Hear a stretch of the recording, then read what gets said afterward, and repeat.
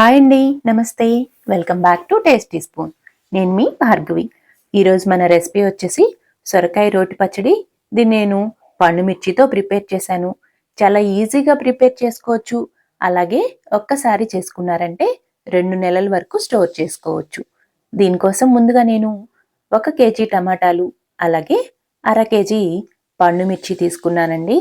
ఈ టమాటాలు, పండు మిర్చి, అలాగే సొరకాయ కూడా అమ్మ ఊరు నుంచి పంపించింది.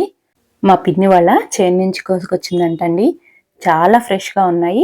అందుకే సొరకాయ చూడగానే చట్నీ చేయాలనిపించింది.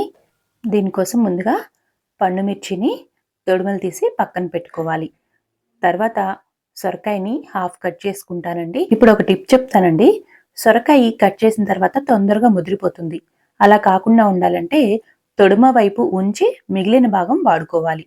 మిగిలిన దాన్ని ఫ్రిడ్జ్లో పెట్టుకున్నారంటే ఎక్కువ రోజులు స్టోర్ చేసుకోవచ్చు. తర్వాత తొడుమలు తీసిన పండుమిర్చి అలాగే టొమాటోని ఉప్పు వేసిన నీళ్ళలో కడుక్కుంటున్నాను. చేలో నుంచి ఫ్రెష్గా తెచ్చారు కదా, అందుకని ఉప్పు పసుపు వేసి 2-3 సార్లు నీట్గా కడుక్కోవాలి.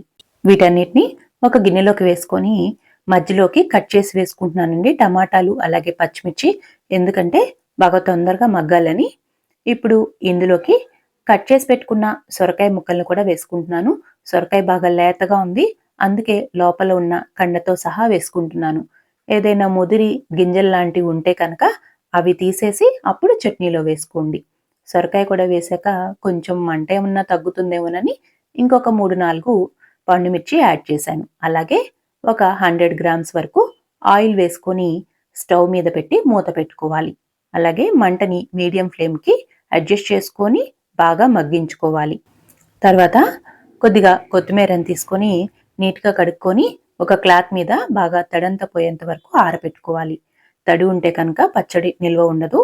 ఈ ముక్కలు మగ్గడానికి నాకు 30-40 నిమిషాలు టైం పట్టిందండి. ఎందుకంటే సొరకాయ టమాటాలో వాటర్ పర్సంటేజ్ ఎక్కువ ఉంటుంది కదా. మధ్య మధ్యలో కలుపుకుంటూ మూత పెట్టుకొని బాగా మగ్గించుకోవాలి. ఈ పచ్చడిని ఒక్కసారి ట్రై చేసి టేస్ట్ చేశారంటే మీకు మళ్ళీ మళ్ళీ చేయాలనిపిస్తుంది, అంత రుచిగా ఉంటుంది. ఈ సొరకాయ అలాగే పండుమిర్చి కాంబినేషన్తో చేసిన పచ్చడి అన్నంలోకే కాదండి, టిఫిన్లు కూడా చాలా బాగుంటుంది.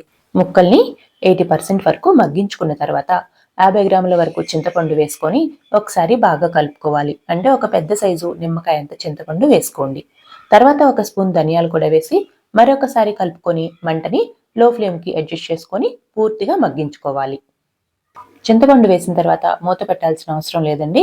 ఈ విధంగా ముక్కల్లో నుంచి ఆయిల్ అంతా సపరేట్ అయ్యేంత వరకు మగ్గించుకొని స్టవ్ ఆపేసుకొని పూర్తిగా చల్లారనివ్వాలి. ఈలోగా నెక్స్ట్ ప్రాసెస్ చూద్దాం. తర్వాత మిక్సీ జార్లోకి ఒక 3 వెల్లుల్లిపాయలను తీసుకోవాలి. అందులోకి 1.5 స్పూను జీలకర్ర వేసుకోవాలి. మరి ఎక్కువ జీలకర్ర వేసుకోవద్దండి, కలర్ మారిపోతుంది పచ్చడి. దీన్ని ఒకసారి గ్రైండ్ చేసి పక్కన పెట్టుకుంటున్నాను. తర్వాత నేను రోట్లోకి పచ్చడి అంతా వేసుకుంటున్నానండి. ఈ పచ్చడి రోట్లో వేసి రుబ్బుతున్నాను. రుచికి సరిపడా ఉప్పు వేసి పచ్చడిని బాగా మెత్తగా రుబ్బుకోవాలి. మెత్తగా అంటే మరీ పేస్ట్ లాగా కాదండి, కొంచెం కచ్చపచ్చగా అయ్యేంత వరకు రుబ్బుకోవాలి. పచ్చడి రుబ్బడానికి అత్తయ్య హెల్ప్ చేస్తున్నారు. పచ్చడి కొద్దిగా ఈ విధంగా గ్రైండ్ అయిన తర్వాత 1/2 స్పూన్ ధనియాల పొడి, 1/2 స్పూన్ మెంతుల పొడి, గ్రైండ్ చేసి పెట్టుకున్న జీలకర్ర వెల్లుల్లి పేస్టు, అలాగే కట్ చేసి పెట్టుకున్న కొత్తిమీర తరుగు వేసి మరొకసారి రుబ్బుకోవాలి. కొత్తిమీర తడి లేకుండా చూసుకోండి, లేదంటే పచ్చడి పాడైపోతుంది. ఇప్పుడు ఒకసారి ఉప్పు చెక్ చేసుకొని కావాలంటే ఉప్పుని అడ్జస్ట్ చేసుకోవచ్చు. నేనైతే పచ్చడిని రోట్లో రుబ్బుకుంటున్నాను. మీరు కావాలంటే సేమ్ ప్రాసెస్ అండి, మిక్సీలో అయినా సరే మరి పేస్ట్ లాగా కాకుండా కొంచెం బరగ్గా వేసుకోండి. పచ్చడి టేస్ట్ అయితే ఏం మారదు, మీరు మిక్సీ వేసుకున్నా అలాగే రోట్లో రుబ్బుకున్నా సరే. పచ్చడి ఎక్కువ రోజులు నిల్వ ఉండాలంటే ఉప్పు కరెక్ట్గా సరిపోవాలండి. ఉప్పు సరిపోకపోతే పచ్చడి వెంటనే పాడైపోతుంది. దీన్ని అంతటినీ ఒక ప్లేట్లోకి తీసుకొని నేను కొంచెం అన్నం ఉంటే రోట్లో వేసి కలుపుతున్నాను. అన్నం ఇలా రోట్లో వేసి కలుపుతుంటే నాకు మా నాయనమ్మ గుర్తొచ్చిందండి. నేను చిన్నపిల్లగా ఉన్నప్పుడు మా నాయనమ్మ ఇలానే ముద్దలు చేసి పెట్టేది. ఈ చట్నీ అయితే చాలా రుచిగా ఉందండి.